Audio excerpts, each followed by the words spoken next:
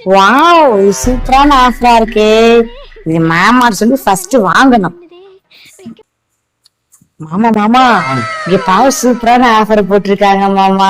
20,000 phone 2,000 தராங்களா மாமா. இந்த ஆஃபர் மட்டும் 5 வருஷம் மாமா இருக்கு.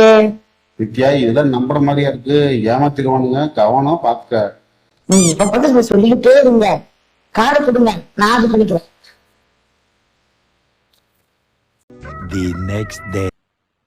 இவ வேற போன வேற ஆர்டர் பண்ணா. அந்த போன் வருமா வராதா?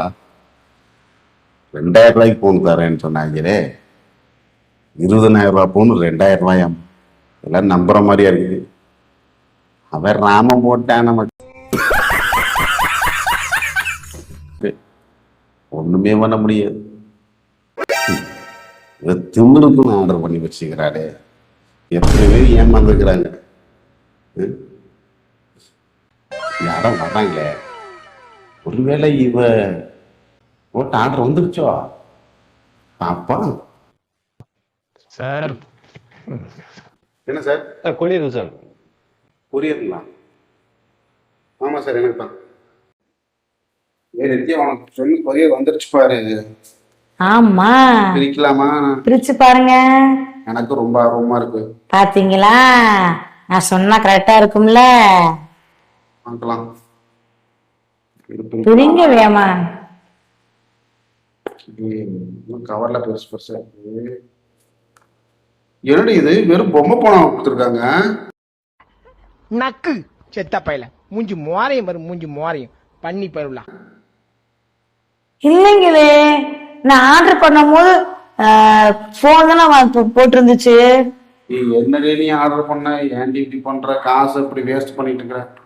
ஆமா, நான் ஆர்டர் பண்ணும் போது சின்ன பக்கத்துல குழந்தைக்கு போன் சொல்லி போட்டிருந்துச்சு. நான் பார்க்கவே இல்லையே.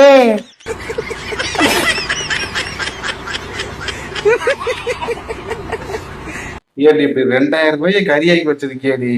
இந்த பொம்மை பணம் வச்சு எப்படி பண்றது? சரி, அதை விடுங்க. நான் செல்ல ஆர்டர் பண்ணும் போது லக்கி டிராவல் ஜெயிச்சு ஒரு மெசேஜ் வந்துச்சு. அவர் எனக்கு கார் ஜெயிச்சுட்டுன்னு நினைக்கிறேன். அப்படியா? காரா? நிஜமாவா? ஆமா, நான் ஒரு லட்சத்தோட வாழ்ந்துட்டு இருக்கேன். அதுதான் எனக்கு சந்தேகமா இருக்கு. கார் டெலிவரி எடுக்க 5,000 ரூபாய் கட்ட சொன்னாங்க. அது உங்க கார்ல இருந்து நான் கட்டிட்டேன்.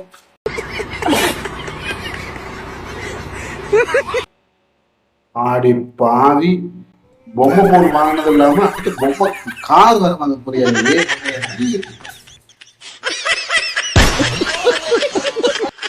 மாமா, இன்னொரு கட்டிட்டாங்க. இன்னொரு